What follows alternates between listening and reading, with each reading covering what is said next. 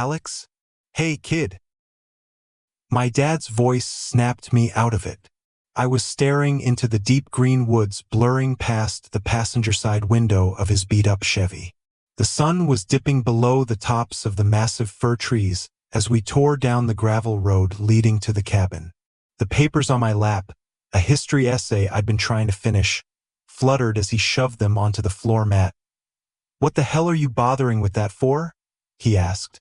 "Because I have to get my GPA up before the end of the semester," I mumbled, trying to rescue the pages from the grime. "If I don't pull at least a B average, I won't get the state grant for college." "Oh, for Christ's sake. This again?" He scoffed, his eyes starting to twitch. I knew that twitch. He was already high, and we weren't even 10 minutes from the damn cabin. I wasn't even angry anymore, just tired.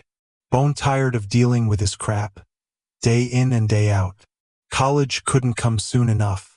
It was my only escape. I bit my tongue. No point in setting him off before we even got there.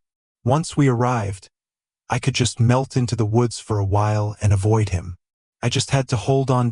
We drove the rest of the way in silence. I just stared at the rumpled essay in my lap, too scared to try writing again in case he decided to just toss it out the window.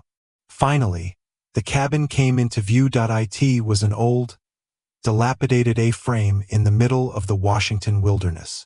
2 small bedrooms, a tiny kitchen that bled into the living room, and a rickety porch with boards so rotten you could fall right through if you weren't careful. You'd think with all the money Dad and my uncle supposedly made, they'd invest a little into keeping the place from collapsing. But I knew better. Any cash they got went straight to their own selfish addictions and toys. I was still wearing hoodies from middle school, but Dad had a brand new F-150 back at the house that he only used for cruising around town. If the people he showed off for knew how he really made his money, they'd look at him a whole lot differently. Uncle Rick and Uncle Jerry were already there. Looked like Rick brought his son, Cody, who was a couple of years older than me. Cody was okay, way more decent than the rest of this family, but he wasn't exactly a genius. There was a woman I didn't recognize smoking a cigarette on the porch. "What the hell is this?" Dad grumbled as we slid to a stop, yanking the emergency brake without slowing down. I lurched forward, barely stopping myself from hitting the dash. He just laughed when I yelped, trying to keep my textbook from sliding off my lap. The woman on the porch waved. "You must be Jerry's brother," she called out as Dad swung himself out of the truck, giving her a long, slow look from head to toe. She was exactly Uncle Jerry's type. Cheap, poorly done tattoos snaking up her legs, crooked teeth, and hair fried to a crisp from years of box bleach. "I'm Crystal. I'm sure little Jerry's told you all about me." She was cut off as Dad shoved past her into the cabin. "Jerry, Rick, where are you? And who's the meth head on my porch?" I grabbed my backpack and walked past Crystal as she dropped her cigarette and stomped it out with a worn-out boot. She looked me up and down. I just shrugged. "Sorry about him. He's an ass." Her expression shifted, and she let out a short, sharp laugh.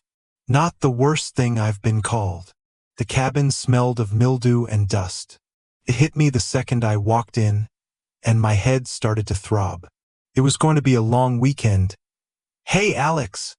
Cody yelled, jogging up the stairs from the basement, a goofy smile on his face. I managed a weak wave, not really in the mood to talk. "Hey, I finished that book you recommended, the one about the Space Marines. Dude, it was awesome. And I don't even like to read." "Yeah, the world building was pretty cool, right?"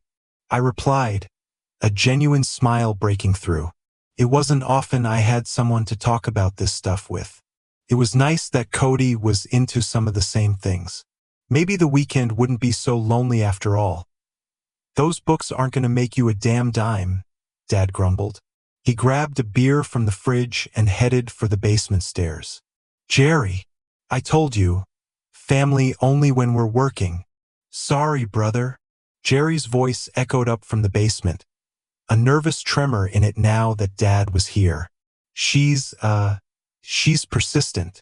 Well, you two aren't getting a bedroom, Rick shouted from below, followed by his own cackling laugh. Crystal walked in, swatting at a mosquito as she shut the door. This place doesn't have AC? She asked, looking at Cody and me. We both shook our heads and pointed to a single box fan whirring in the corner. They've got a window unit downstairs to air out the fumes, I said. But nothing up here. They think I'm gonna sleep near a meth lab just to stay cool? Jesus, she muttered, walking to the fridge. She opened the freezer and practically stuck her head inside. Who Lord, how do you guys deal with this heat? I feel like I'm gonna melt. You get used to it, Cody said, turning back to me. You gonna come help us work?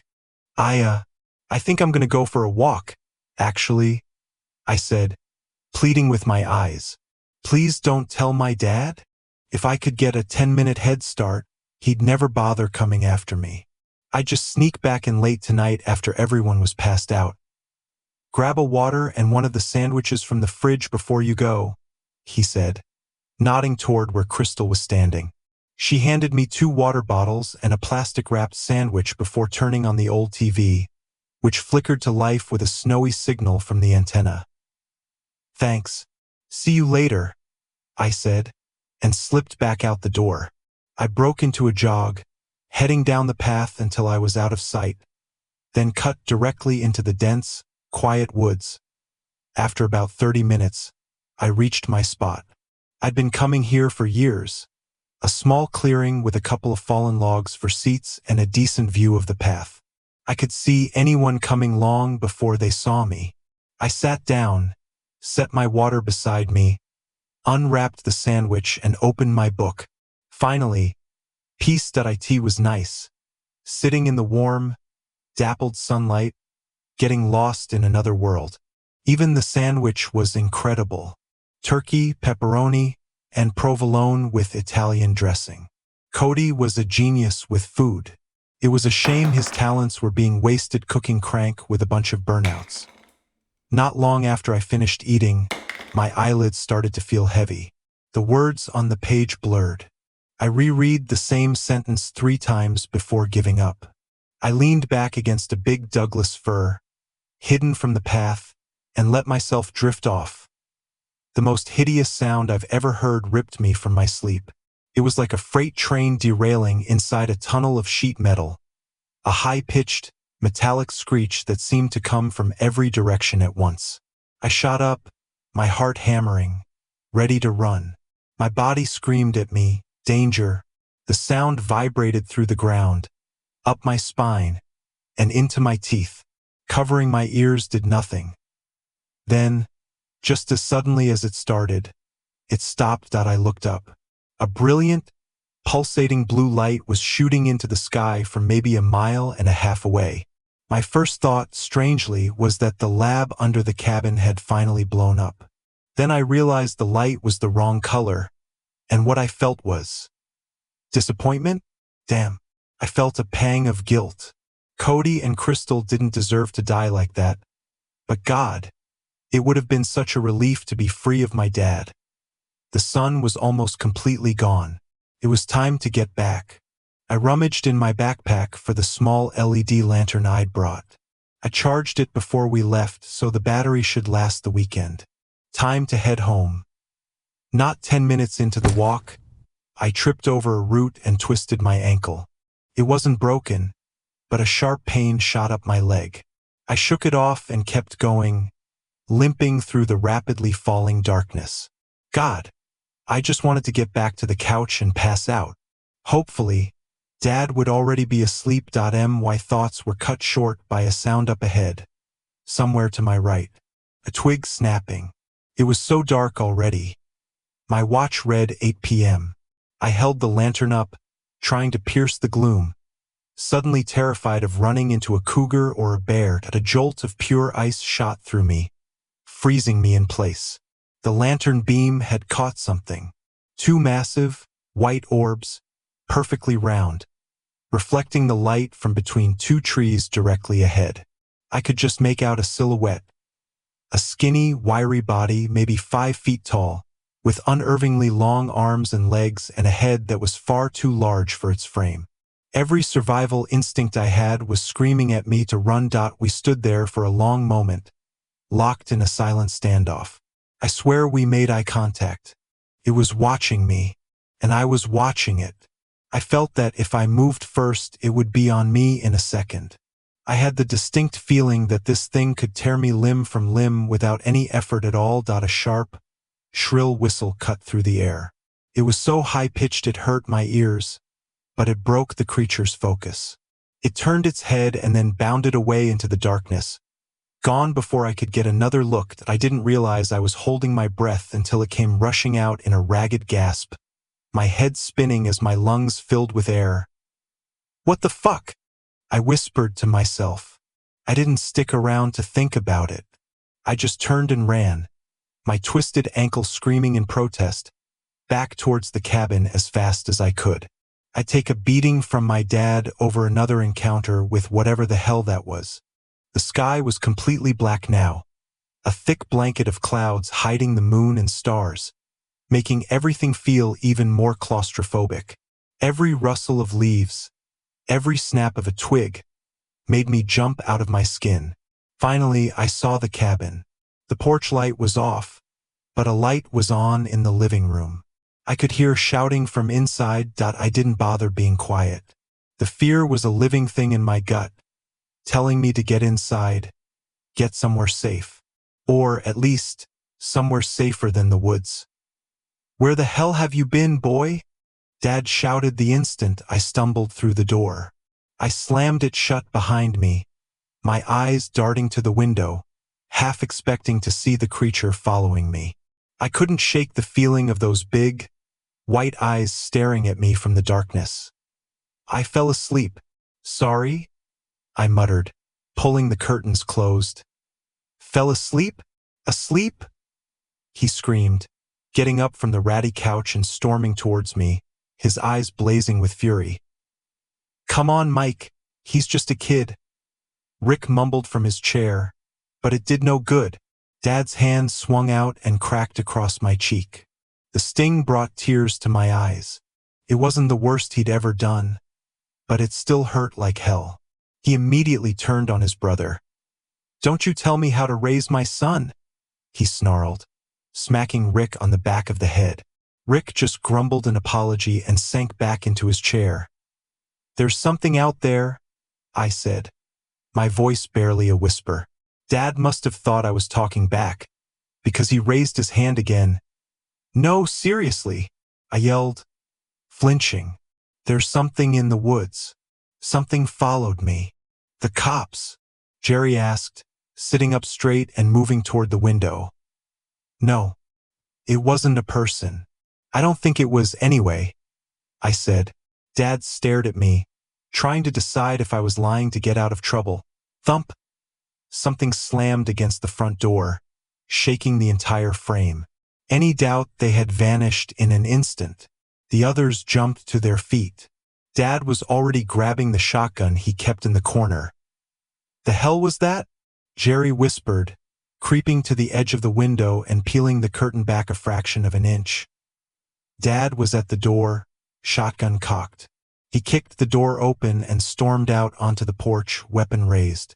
Jerry flicked on the dim porch light, which cast a sickly yellow glow that barely pushed back the inky blackness.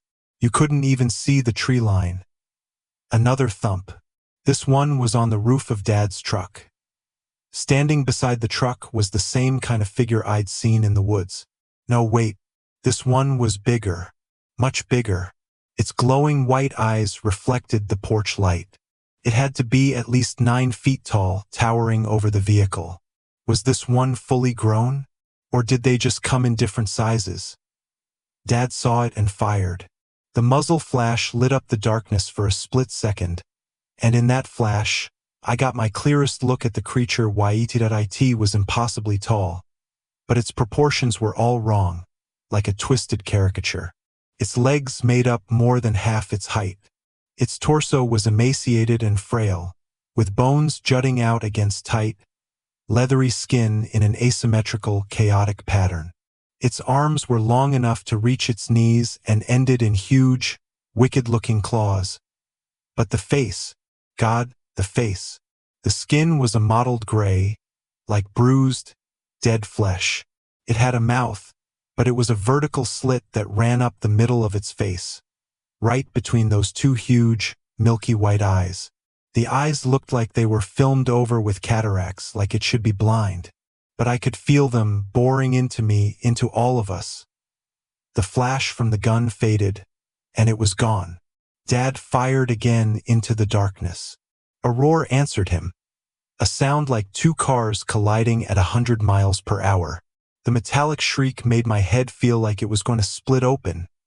"Get inside," Dad said, his voice tight. "Get inside." I had never seen real fear in my father's eyes before. Not until tonight. He scrambled back inside as the creature roared again, and this time we heard a crash.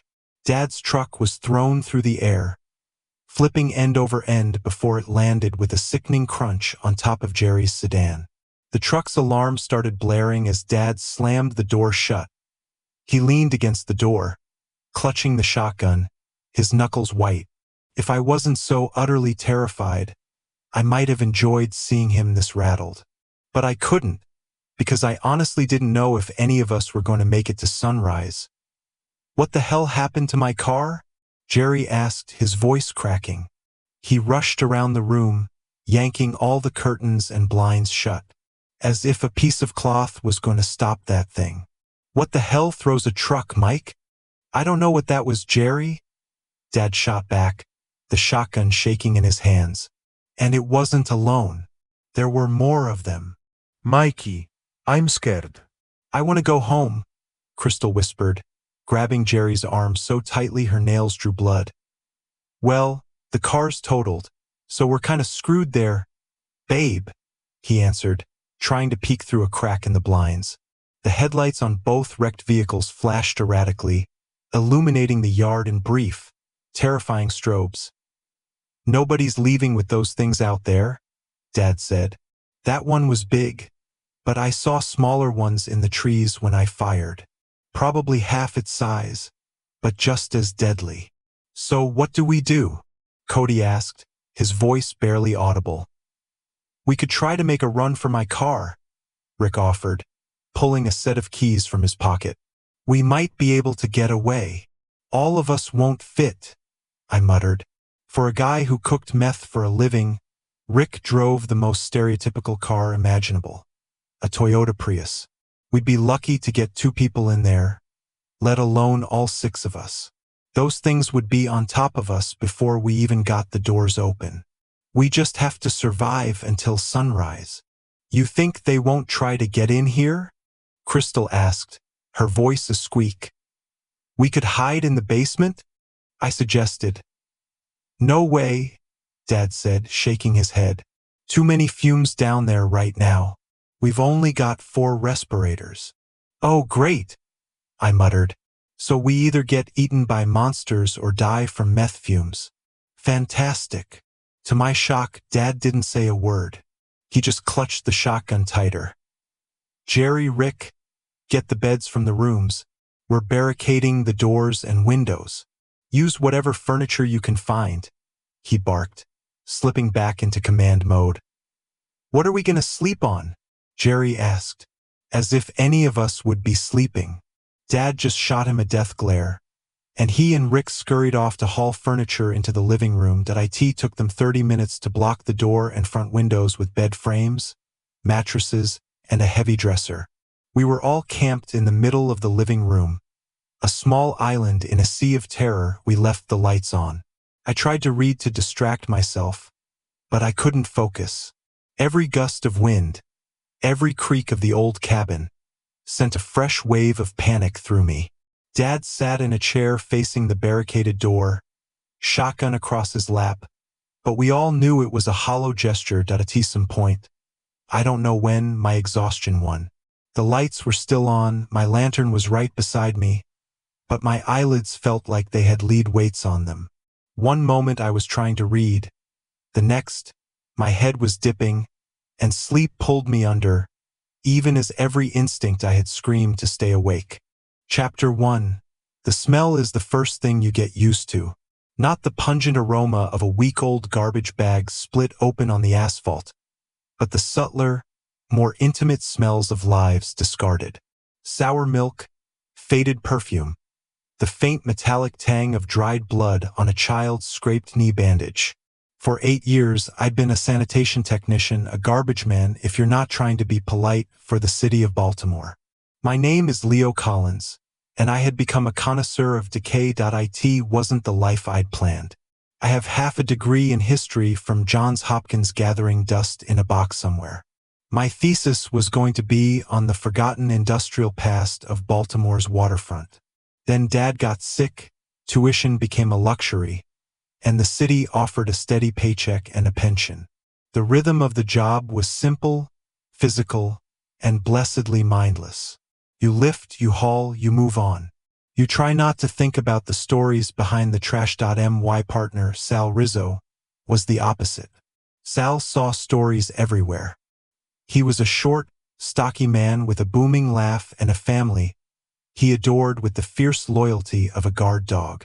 Every morning it was stories about his wife, Maria, and her legendary lasagna, or his son, Mikey, who just made the Little League team. Sal's life was full. Mine was a quiet, empty apartment in Hampton and a stack of history books I never seemed to have the energy to read anymore. "You're thinking again, Leo?"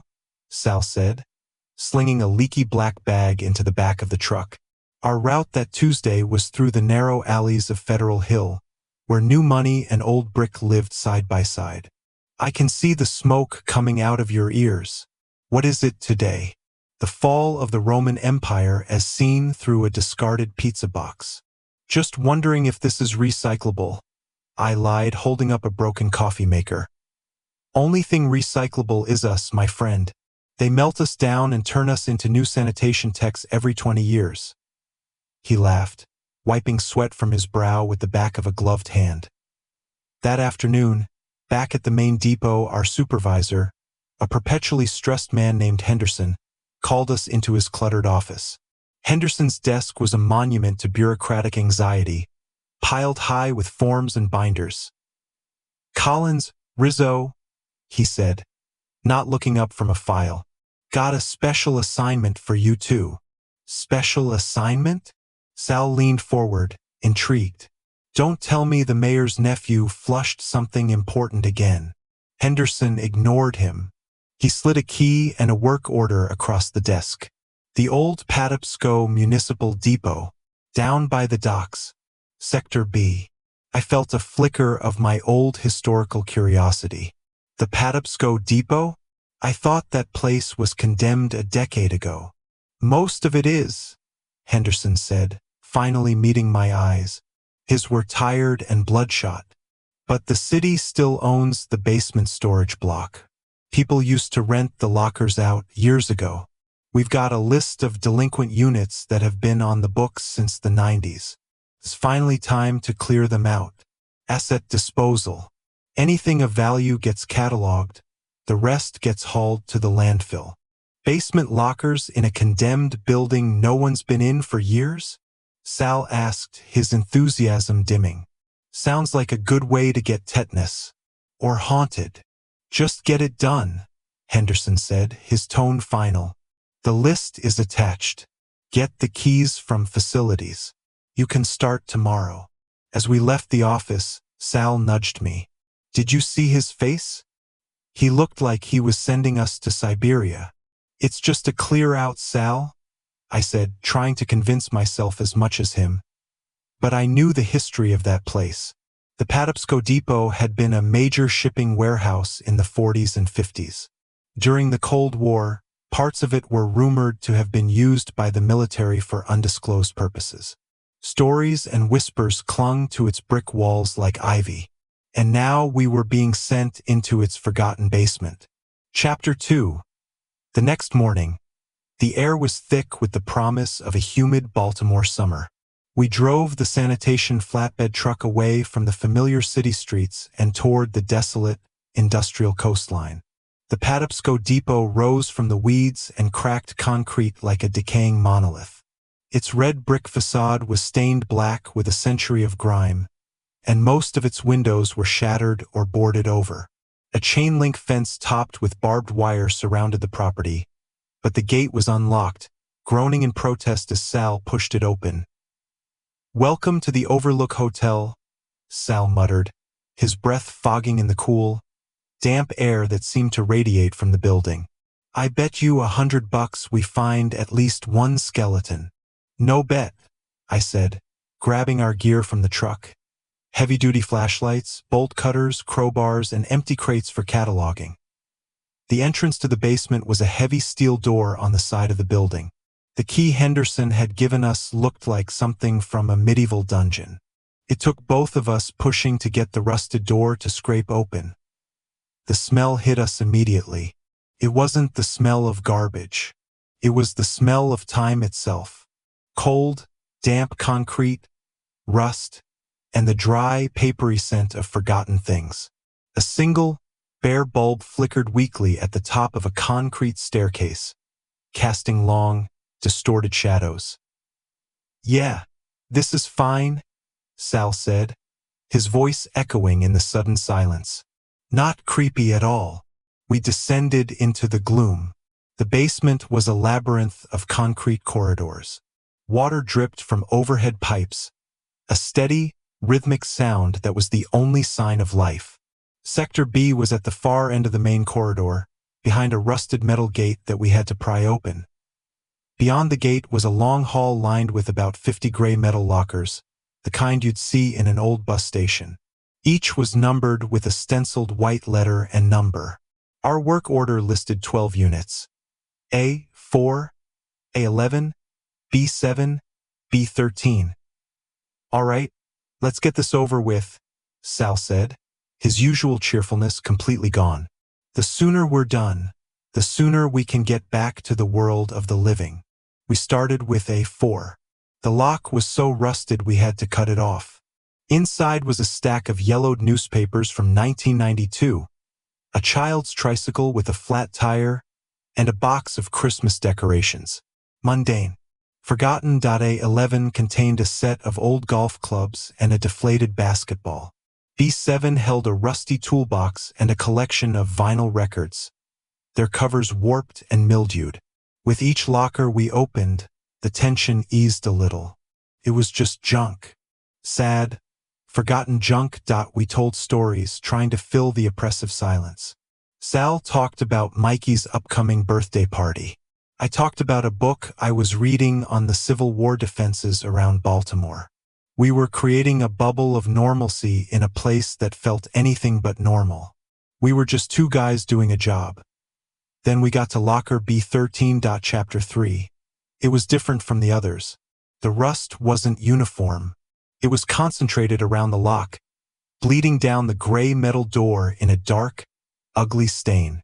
The air around it felt colder, heavier. My flashlight beam seemed to be absorbed by the metal rather than reflecting off it. 13, Sal said quietly. Of course. The locker wasn't secured with a standard padlock like the others. It had a heavy-duty deadbolt, the kind you'd use on a bank vault, not a storage locker. And attached to the handle by a thin wire was a yellowed, laminated tag. The words were written in a precise, blocky script with a black marker. Do not open. Property of U.S. government. Archive 47. Final disposition pending. Government property? I frowned. This wasn't on the work order. Then we leave it, Sal said instantly, already backing away. I'm not messing with the feds, Leo. You want to end up in Guantanamo over a box of old files. He had a point, but something held me there. Call it a historian's curiosity. Call it stupidity. I reached out and touched the metal door.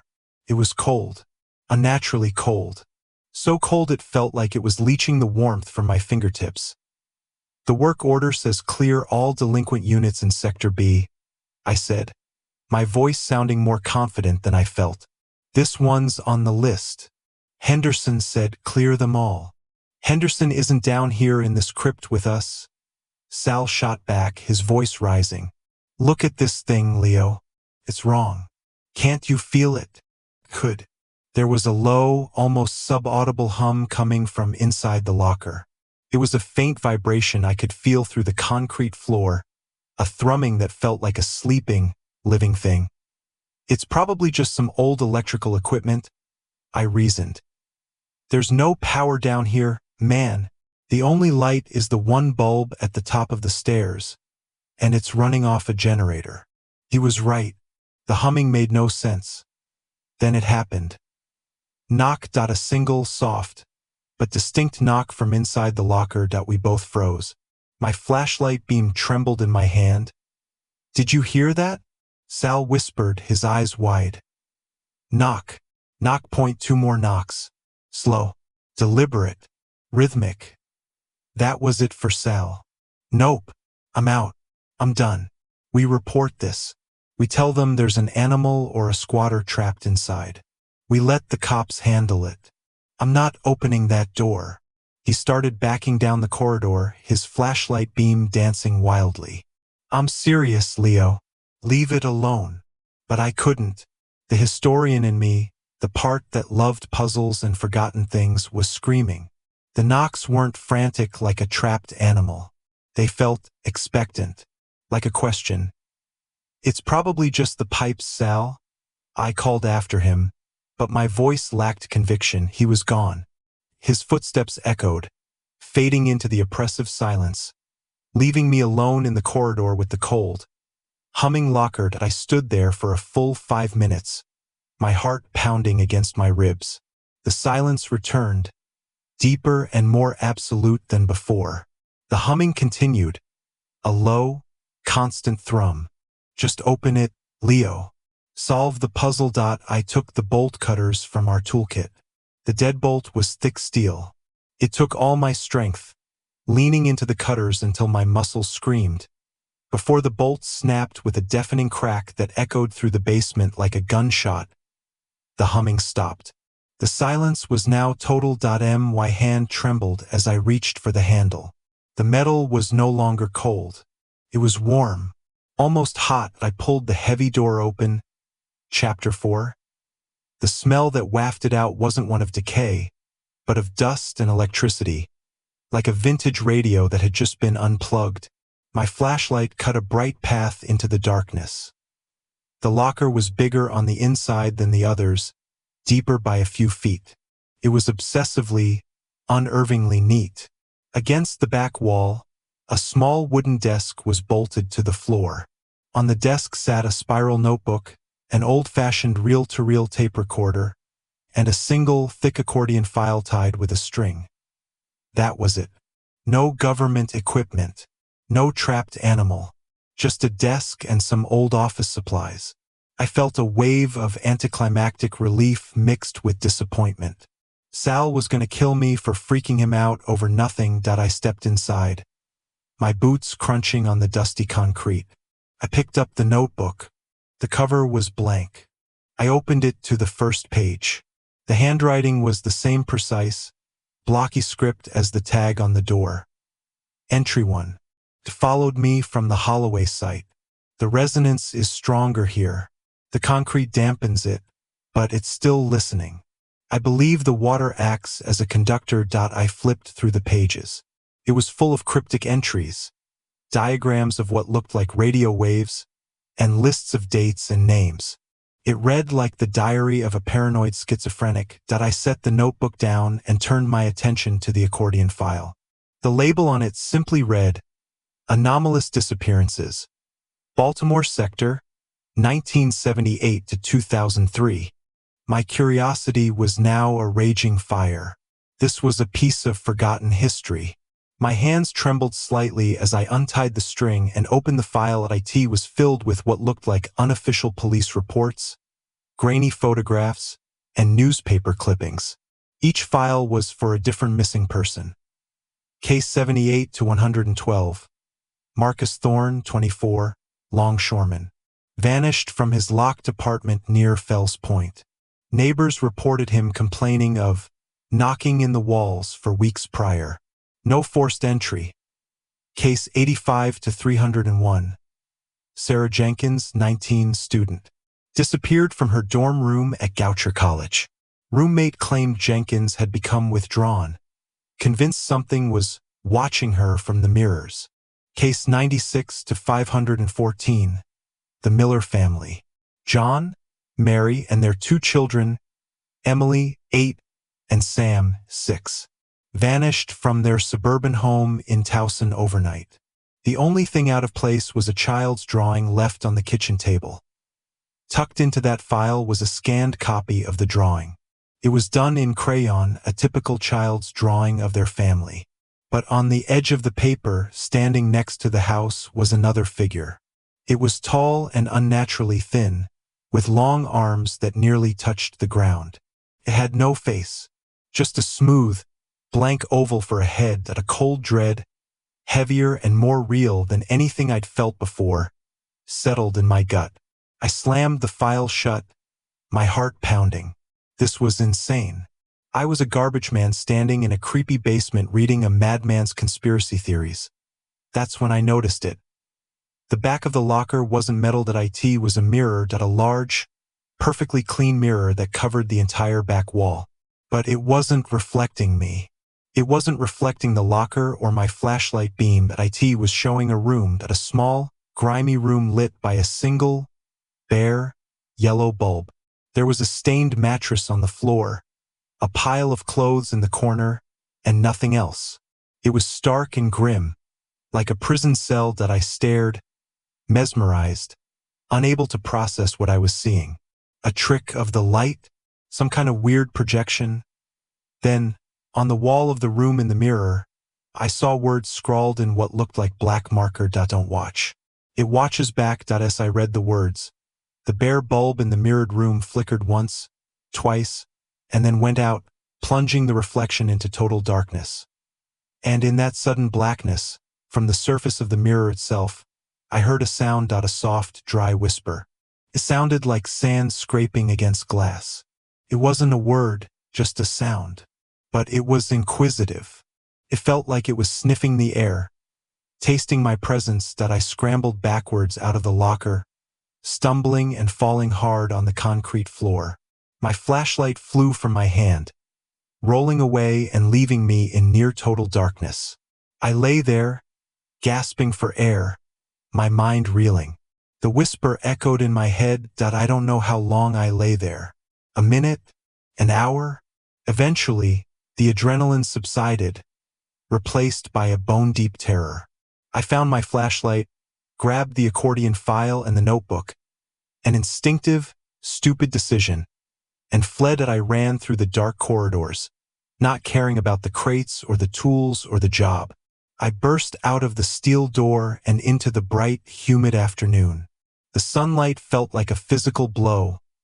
Sal was waiting by the truck, smoking a cigarette, his face etched with worry. "Leo, what the hell happened?" I was about to call 911. "Nothing," I gasped, my voice hoarse. "It was nothing, just some old files. Let's go." I threw the file and notebook into the cab of the truck, trying to hide them from his view. I didn't want to explain. I couldn't explain. He looked at me, then at the dark doorway of the depot, and then back at me. He saw the terror in my eyes. He didn't ask any more questions.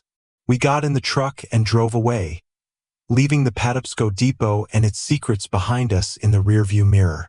But I knew, with a certainty that chilled me to my soul, that I hadn't really left it behind at all. I had brought a piece of it with me. Part 2. The investigation. Chapter 5. Sleep did not come that night. Every time I closed my eyes, I saw the room in the mirror. I heard the sibilant, whispering sound. I sat in the armchair of my small apartment, the accordion file and the notebook on the coffee table in front of me. A silent accusation. The single lamp cast a small pool of light, holding the shadows at bay. I'm a rational man, a historian. I deal in facts, in evidence, in things that can be documented and explained. There had to be a logical explanation. The mirror was a two-way mirror, and someone was on the other side, playing a prank. The files were a hoax, an elaborate fiction created by a disturbed individual. The whisper was the wind, but the cold feeling in my gut told me I was lying to myself. Around 3 a.m., I couldn't stand it anymore. I opened the notebook again, my hands shaking slightly. I needed to understand what I had found. The handwriting inside was neat, but as the entries progressed, it became more frantic, more slanted. Entry 17. The entity is not bound by conventional physics. It exists in a state of superposition, manifesting in reflective surfaces. It is drawn to observation. The act of seeing it gives it a foothold. Entry 28. I have identified 14 confirmed disappearances in this sector tied to its resonance. The pattern is always the same. Auditory phenomena, knocking, followed by visual phenomena, mirrors, shadows, then a period of psychological distress in the victim, then silence. Entry 41. It learns. Took my voice from the recorder. It replays it. It uses familiarity as a weapon. Do not listen. Do not speak to it. Acknowledgement is an invitation. My blood ran cold. Took my voice from the recorder. I thought of the old reel-to-reel machine in the locker. What was on that tape? The final entry was barely legible, the ink bleeding from the pressure of the pen. Entry 53. It's in my apartment now. The mirror on the closet door is no longer safe. It shows the room. It's waiting for me to look too long. I'm leaving this documentation in Archive 47. If you are reading this, you have made a terrible mistake. You have opened the door. Seal it. Forget what you have seen. Do not let it know you are aware. It will hunt you through reflections. It will wait until you are alone. It will knock. I slammed the notebook shut. My apartment, usually a quiet sanctuary, suddenly felt alien and threatening. Every reflective surface, the TV screen, the glass on a picture frame, the kitchen window showing only my own faint reflection against the blackness of the night, seemed to hold a new menace. The next day at work, I was a wreck. Sal took one look at me and pulled me aside. You look like you've seen a ghost, Leo. I'm fine. Just a rough night. I lied. Was it about what happened yesterday? In the locker. I told you it was nothing. Just some weird old government files. Probably a prank. He didn't look convinced. I'm not going back there, man.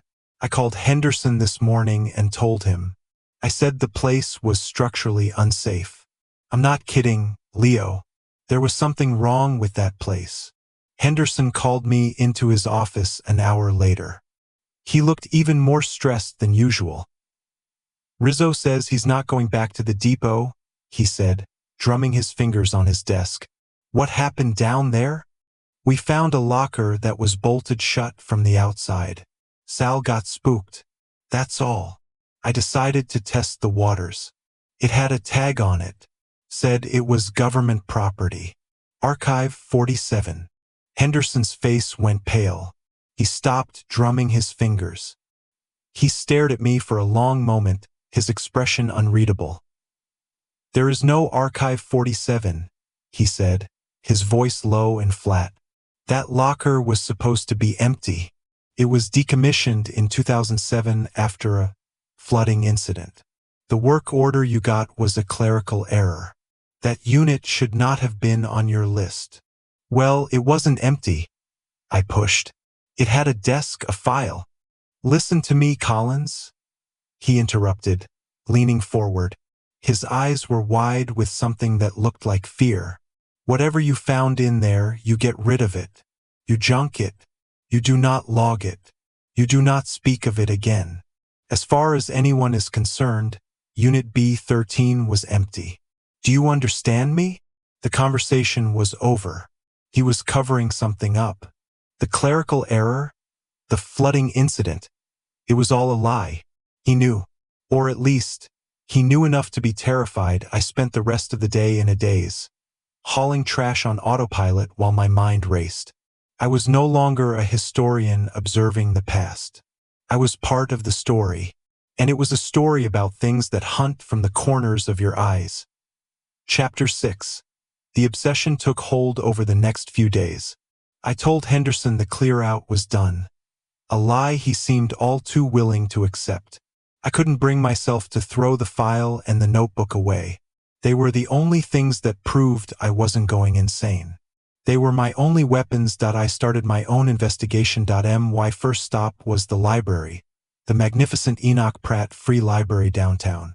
In their archives, I started cross-referencing the names and dates from the file with old editions of the Baltimore Sun on microfiche. They were all there.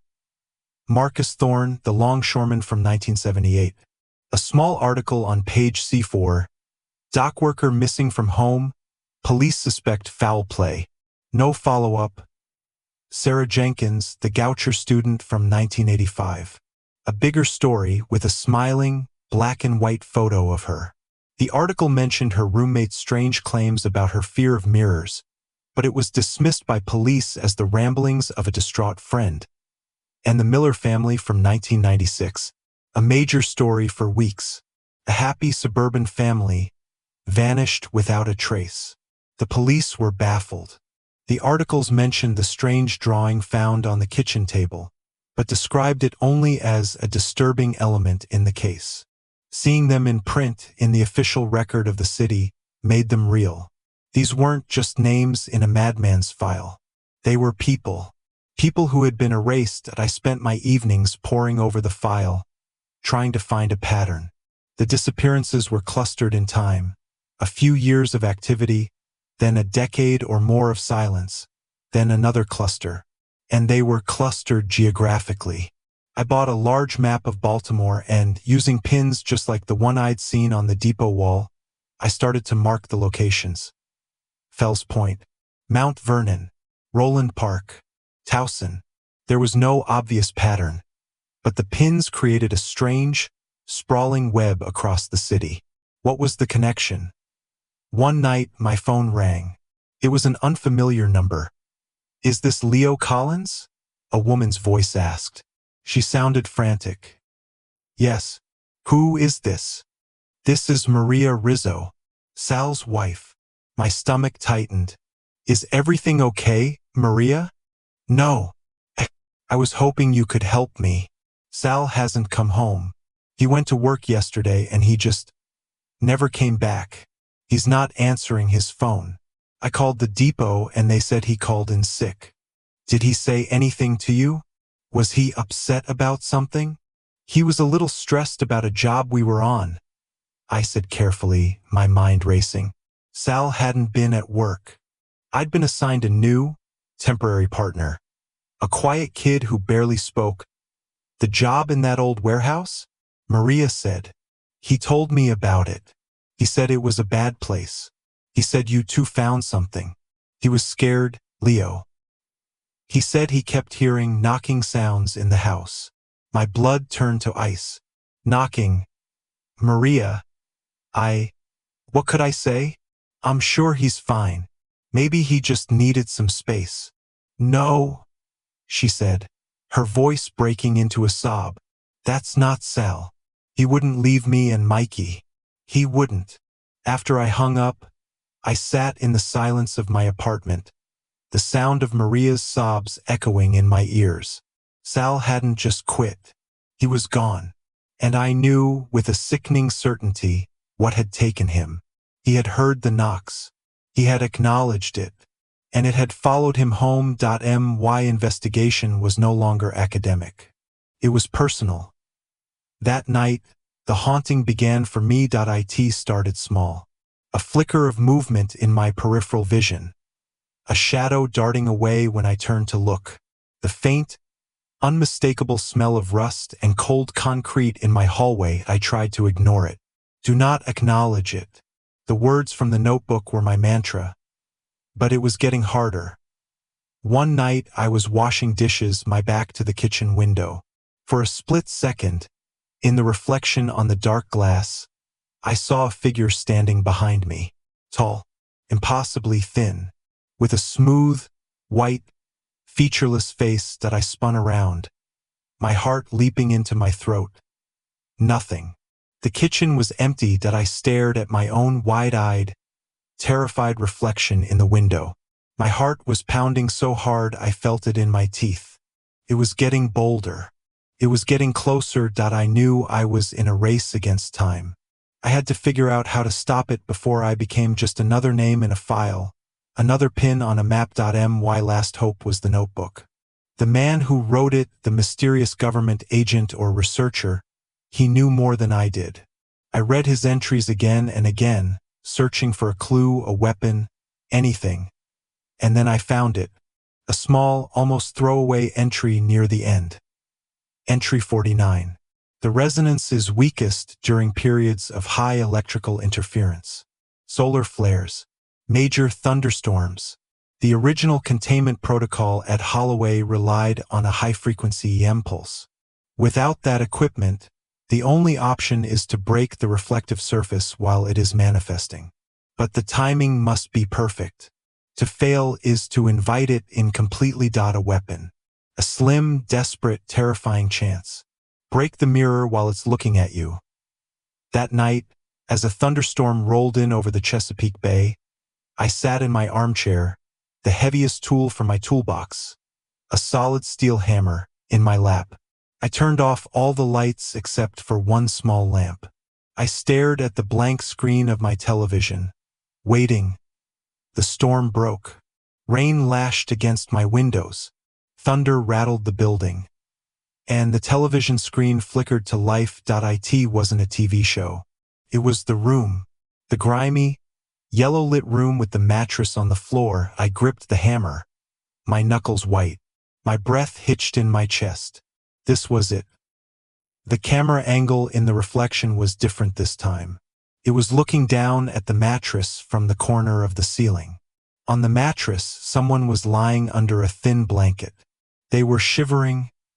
The figure in the reflection turned, as if sensing my gaze. It was Sal.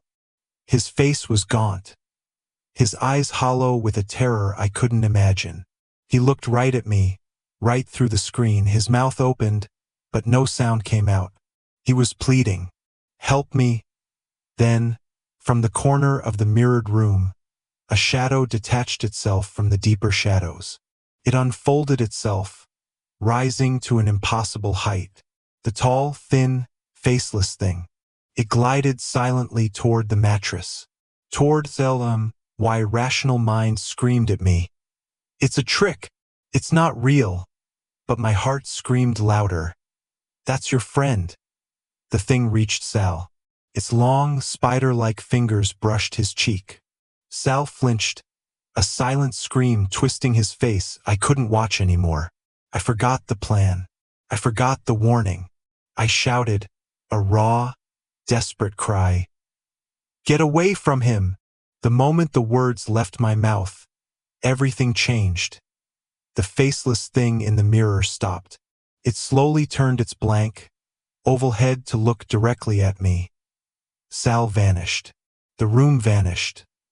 The television screen now showed only my own living room, reflected perfectly. Except for one detail. In the reflection, I was not alone. The faceless thing was standing right behind my armchair. And on the screen, its reflection slowly raised one long, thin finger and pointed at me. The whisper from the locker filled my apartment. It was no longer a curious, questioning sound. It was a triumphant, hungry hiss. I had acknowledged it. I had spoken to it. I had invited it in. Part 3. The knocking at the door. Chapter 7. The storm outside raged, but inside my apartment, a profound and terrifying silence fell. The reflection on the television screen held for a moment longer, the image of the faceless thing pointing at me, and then winked out, leaving the screen black. I didn't move. Couldn't. I was paralyzed by a fear so absolute it felt like a physical weight pressing down on me, crushing the air from my lungs. It was here. Not in a locker, not in a mirror, but here. In my home. My sanctuary was breached. I sat frozen in the armchair, clutching the cold steel of the hammer, for what felt like hours. Every creak of the old building, every gust of wind against the glass, was the sound of its approach. The shadows in the corners of the room seemed to stretch and deepen, no longer empty. The mantra from the notebook was a useless, mocking echo in my head. Do not acknowledge it. I had done more than acknowledge it. I had shouted at it. I had challenged it to save a man who was already lost. In trying to be a hero, I had sealed my own fate. Sleep was an impossibility. I spent the night with the lights on, jumping at every sound, my eyes darting from one reflective surface to another. The apartment had become a house of mirrors, each one a potential doorway. I covered the television with a blanket. I turned the picture frames to face the wall. I avoided the bathroom with its large, unavoidable mirror above the sink. The next day, I called in sick to work. The thought of facing the mundane world, of pretending everything was normal, was unbearable. The world outside my apartment felt a million miles away. My world had shrunk to these four walls, and the unseen thing that now shared them with me. The day passed in a haze of paranoid dread. The subtle phenomena of the past few days were gone. There were no more fleeting shadows or phantom smells. There was only a heavy, expectant silence. Predator's patience. It was waiting. But for what? That evening, I was sitting at my small kitchen table, staring at the accordion file, trying to find an answer I had missed, when it happened. Knock. Knock. Knock. The sound was not on my front door. It was on the inside of my locked bedroom door. Slow. Deliberate.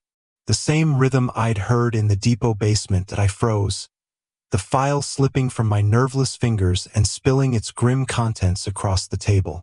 The photos of the missing stared up at me. Marcus Thorne, Sarah Jenkins, the Miller family. Sal. Was I next? I didn't answer. I barely breathed. I sat there listening. A minute passed. The only sound was the frantic pounding of my own heart. Knock. Knock. Knock. This time it was on the closet door in the hallway. Louder. More insistent. It was moving through my apartment, testing the doors, testing my resolve. It was hurting me. I backed away from the kitchen, my eyes wide, scanning the room. Where would it knock next? The knocking stopped. The silence that followed was worse. I stood in the middle of my living room, the hammer held in front of me like a pathetic shield, turning in slow circles, trying to watch every direction at once. Then I saw it.my phone was on the coffee table. The screen was dark, but it wasn't off. It was acting as a black mirror. And in its small, dark surface, I saw a reflection of the ceiling above me. Something was clinging to the ceiling, like a great, dark spider. A long, emaciated shape of shadow and limbs that as I watched, frozen in horror, it began to unfold itself, dropping silently to the floor behind me. I didn't dare turn around. I could feel its presence. A wave of absolute cold washed over me. The air grew thick, heavy, vibrating with the same low hum I'd felt from the locker. I closed my eyes, my mind screaming, "It's not real, it's not real, it's not real." A sound scraped across the wooden floor behind me. A dry, dragging sound. And then the whisper. It wasn't in my head this time. It was in the room right behind my ear. It was a cold, dead, sandpapery hiss that smelled of dust and ozone. It whispered a single word. My word. The word I had shouted at the television. Away. It was mocking me. My survival instinct, buried under a mountain of terror, finally kicked in. I didn't think. I just acted. I lunged for the front door, fumbling with the deadbolt. My fingers were clumsy, numb. Knock. Knock. Knock. The knocking was on the front door now, but it was coming from the outside. I froze, my hand on the doorknob. It was trapping me. It had cornered me. I took a shaky step back from the door. My eyes were glued to the peephole, the small fisheye lens. Another reflective surface. A terrible, morbid curiosity, the same impulse that had made me open the locker in the first place, took over. I had to see. I had to know what was on the other side of my door. Slowly, I leaned forward. I put my eye to the peephole that I didn't see the hallway of my apartment building, that I saw the room. The grimy, yellow-lit room. The stained mattress. The cold, concrete floor. And written on the wall directly opposite me, in fresh, wet, black letters, were two words. Hello, hello. A scream tore itself from my throat. I stumbled back, falling over the coffee table, sending the files and photos of the dead scattering across the floor. The knocking on the door stopped. It was replaced by a new sound. A key, sliding into the lock of my front door. My deadbolt, which I had never given a key to, began to turn. Slowly, deliberately, with a series of loud, metallic clicks. The door was unlocking. From the outside. I scrambled backwards, crab walking across the floor until my back hit the far wall. I sat there, pathetic and broken, the hammer lying uselessly beside me. There was nowhere left to run. The door swung open. The figure that stood in the doorway was tall and thin, its form seeming to warp the very air around it. It had to stoop to fit under the frame. It was a silhouette against the dim light of the hallway, a figure of pure, absolute black. It stepped into my apartment. It raised one long, impossibly thin arm, and with a finger that looked more like a shard of obsidian, it pointed at me, and from the smooth, blank, featureless oval of its face, a mouth opened. A jagged, vertical slit that was not a mouth at all. And it spoke. It spoke in a chorus of voices. The voices of the lost. The voice of Marcus Thorne, rough and low. The voice of Sarah Jenkins, high and terrified. The small, innocent voices of the Miller children. And the last voice, the clearest voice, the one that shattered the last vestiges of my sanity. The voice of Sal Rizzo. You open the door, Leo. The chorus of voices whispered as one. You let us see you. The faceless thing took another step into the room. Now, it's your turn to knock. I dug a grave last night, and what I found inside has dragged me straight to hell. I know what you're thinking. The accusations are already forming in your mind, sharp as razors. Blasphemer, parasite, scum of the earth. I've heard them all. And hey, maybe you're right. I'll be the first to admit I'm too damn lazy for a real job. But forgive me for not wanting my life to wither away in a gray office cubicle, under pale fluorescent lights, trading 8 precious hours a day to enrich some suit in Armani I'll never meet. Maybe I'm morally bankrupt too. But bills need paying, and more importantly, my Sarah needs paying. My wife is on her 3rd round of chemo. The word chemo sounds so gentle, but in reality, it's chemical warfare waged inside the body of the person you love most. It's long nights holding a puke bucket. It's the soft strands of her hair on the pillow. It's the tired but loving look in Sarah's once sparkling eyes. Medical bills in this country are no joke. They are paper monsters, capable of swallowing a lifetime of labor in the blink of an eye. So, yes, I dig graves. No doubt, reading this far, you're feeling a certain satisfaction that I'm facing some sort of evil. It's karma, it's comeuppance, and I clearly brought it upon myself. I wouldn't expect any other reaction. Believe me, I'm acutely aware of how scorned those of us in my profession are. We are the lowest rung of thieves. We don't rob the living, but the peacefully departed, those who cannot defend themselves. But please allow me to alleviate at least some of your concerns. I am not a heartless monster. I have my own rules, a twisted code of honor I adhere to strictly. I don't touch fresh graves. I only target those that have been around for at least half a century, sometimes a full one. By then, the grief of loved ones has mellowed, and memories have faded like the inscriptions on the headstones. Children are an absolute no-go. If the deceased passed away in their youth, I will never, ever disturb their resting place. There are lines even a man like me won't cross. Signs of recent care. If there are fresh flowers, even a single daisy, or neatly trimmed grass, I leave. It means someone still loves them, and I don't want to intrude on that love. No mausoleums. Absolutely not. The reason for this is my trade secret. Just trust me, you don't want to know. I do my research. I spend hours in local libraries, sifting through digital archives and dusty chronicles. I prioritize the graves of those who were notoriously wealthy in life or who had criminal records. Taking from an exploitative capitalist or a brutal gangster seems a bit fairer, doesn't it? Reclaiming a small fraction of what they extorted from the world. See, I'm not such a bad guy. At least I try to convince myself of that. I don't deserve what's happening to me, and if any of you have advice on what to do, please offer it. Because I am terrified. I'm so scared my bones feel like ice, and I feel incredibly alone. On second thought, this must be how the first astronauts felt when they ventured into the void and beheld the precipice of a new era. Like those who never returned, I now know the cost of that knowledge. God, I'm rambling again. I'll start from the beginning.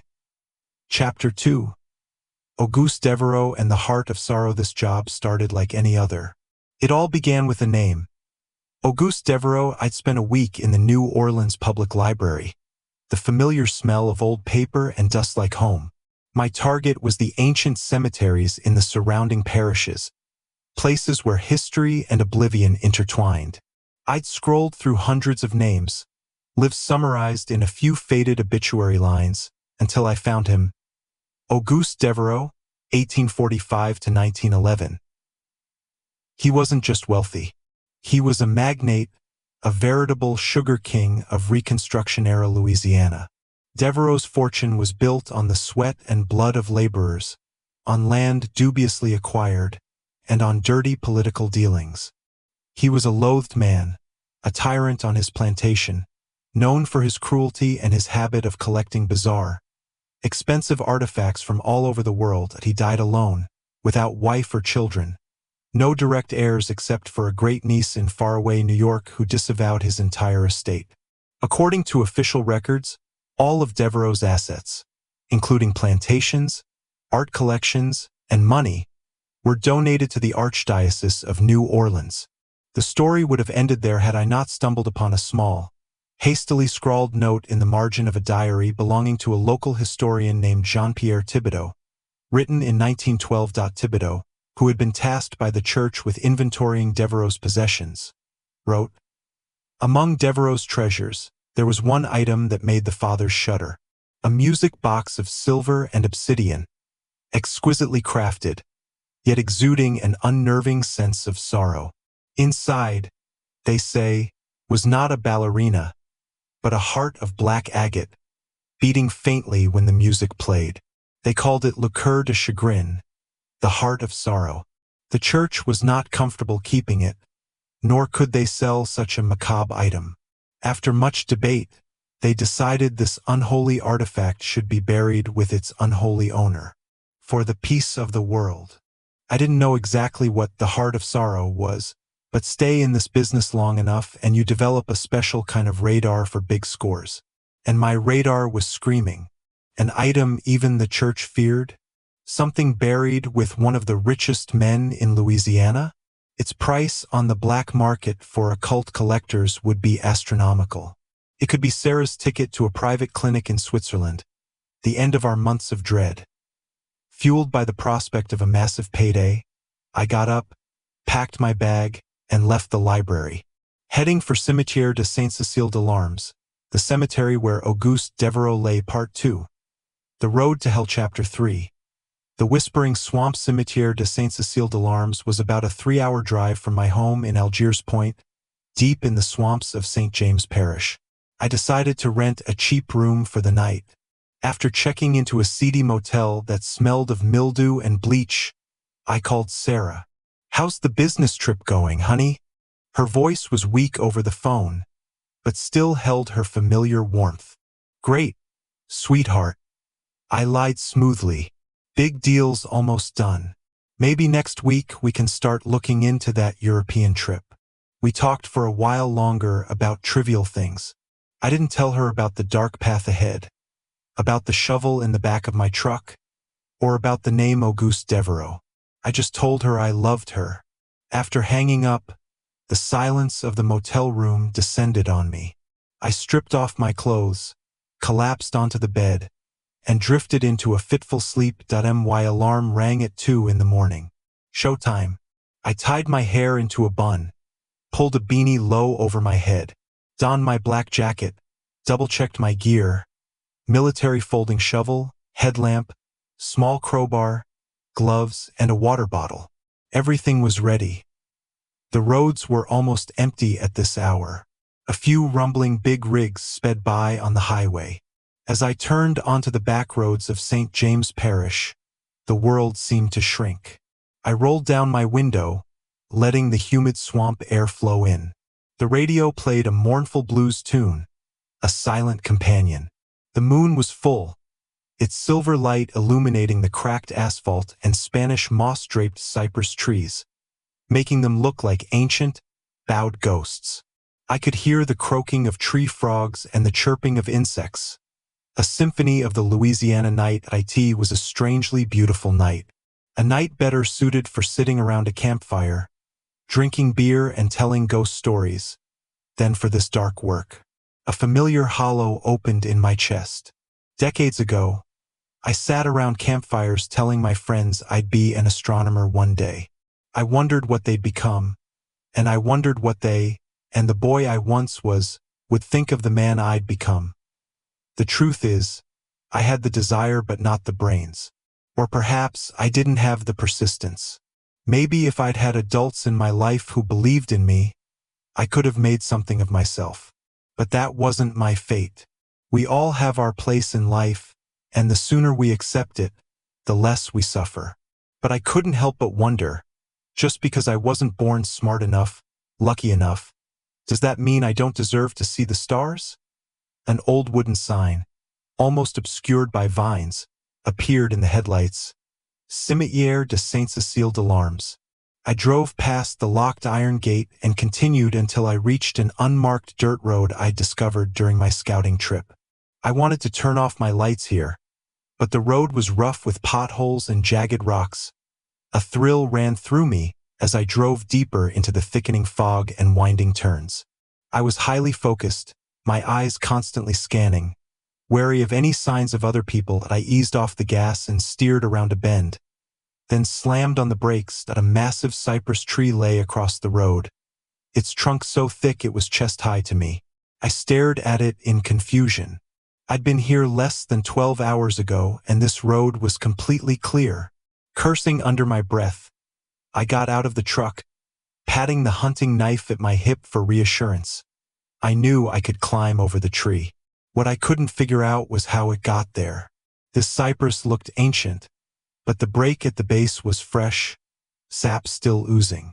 But what gave me goosebumps was that there was no sign of a storm or high winds. The sky was clear, and around the base of the tree, the soft ground showed no tracks of chainsaws or heavy machinery. It was as if the tree had decided to fall on its own. I should have left. I had backed away, gotten in my truck, and started to reverse. But then the image of Sarah's tired face flashed in my mind. The house bills were due. She was counting on me. With a sigh, I parked, slung my backpack over my shoulder, and continued on foot. Chapter 4. Portents on the sacred hill. The rest of the path was unobstructed except for a few armadillos out for an evening stroll. The fog was so thick I could barely see 5 feet in front of me. So, I moved cautiously, using a stick to probe the ground ahead. I was careful not to step on any graves and paid attention to even the smallest sounds. Perhaps it was my imagination, but there were times I thought I heard whispers nearby, almost as if a group of onlookers were waiting to surprise me, watching from the shadows. Cimetière de Saint-Cécile de l'Armes was unlike any cemetery I'd ever seen. It was built on a low hill, a rarity in the flatlands of Louisiana. Instead of buried graves, It was mostly New Orleans-style above-ground mausoleums and crypts, miniature cities of the dead. They were crammed together, old and decaying marble angel statues weeping silently, worn by moss and time. After getting lost a few times, I finally reached the paved path that wound around the hill. It was damp and had missing steps, but if I followed it, I would reach Devereaux's tomb, located on the west side of the hill. About halfway up, I had only gone about a dozen steps when I heard a scream in the night that I quickly dropped low and extinguished my headlamp. The scream wasn't animalistic. It was human, a shriek of extreme pain and terror. It tore through the night silence. The tree frogs went quiet. Even the moon seemed to hide behind a cloud. I waited, for so long that I seemed to become a part of the hill. But whatever or whoever it was seemed to have made its point, because I didn't hear another scream. I glanced at my watch and saw that it wouldn't be long until dawn. Fortunately, the hill wasn't very large. I reached Devereaux's tomb faster than I expected, though I was breathing heavily. It was set apart in its own space, one of the few in-ground graves, marked by a massive, arrogant slab of polished black granite. The grass around it was wet with dew, almost exactly as I had left it during my scouting trip, if not for the signs of some animal nearby. A strange circle of tiny bird bones arranged neatly around the headstone. I kicked them aside with my foot, into a pile of loose dirt nearby, and began my work with the shovel. Part 3. The Horrifying Truth Underground Chapter 5.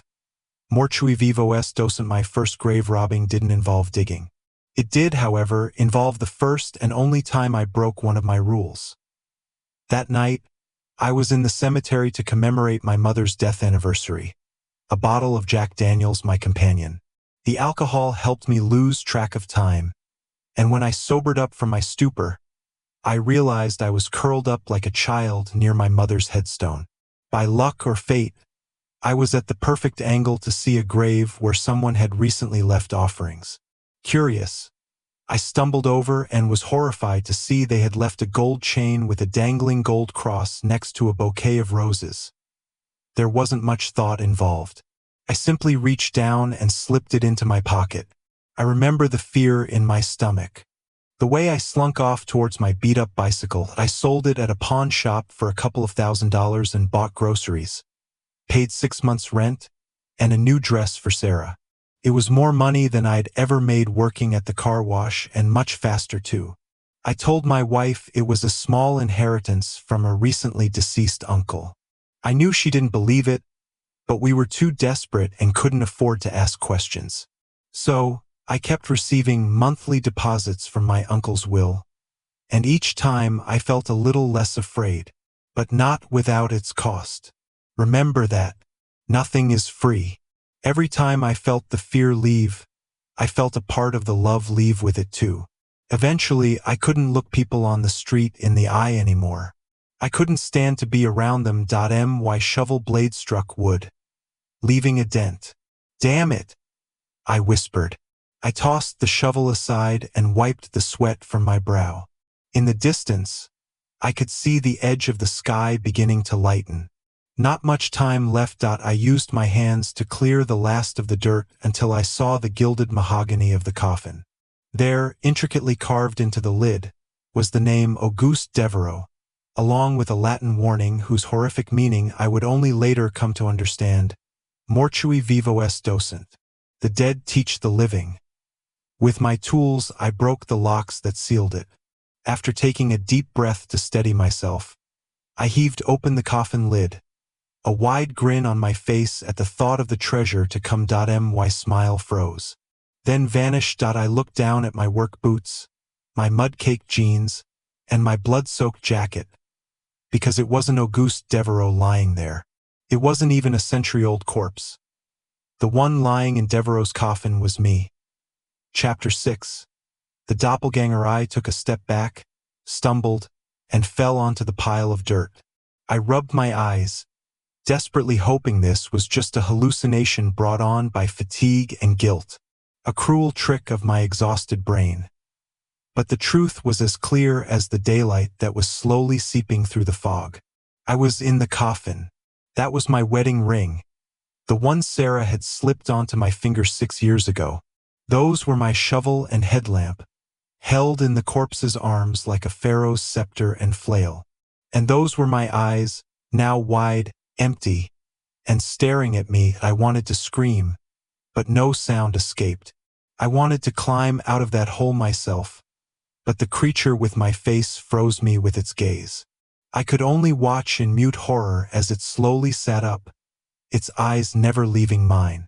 Fresh red blood continuously poured from its mouth, soaking its clothes as if it had just been dipped in an ocean of the vile liquid. Then, it screamed. The sound was more of a choked, gurgling sound than a pure scream, a sound that didn't belong in this world. I don't know if it was the strength from the creature's cry, or some latent force within me that forced me to get up and get out, but the next thing I knew, I was scrambling out of the hole and running. Leaving all my gear behind, I ran and tumbled down the hill. The scream intensified behind me, shaking the very ground. There was immense pain and torment in its voice, and I knew I never wanted to be within its reach. So, I sprinted like never before, my mind focused on nothing but what was ahead. I heard its feet slapping on the ground behind me, and felt it constantly getting closer as I weaved through the tombs. Finally, I thought I lost it in the cypress trees. My teeth chattered, my limbs trembling violently as I drove away. I kept glancing in the rearview mirror, thinking I'd see my dead duplicate hurtling towards me at supernatural speed. But there was only the empty road and my research. I'd read about ghouls, grimps, and other mythical creatures, and in this line of work, it's not uncommon to hear stories of encounters with the unknown. I never believed them. Why would these things protect the dead, who they could do nothing for, and not the living who suffer every day? I reassured myself on the way home with this logic and assumed it must have been a guilt-induced hallucination. I even started to feel better as I approached my front door. Part 4. The Hunt Begins. Chapter 7.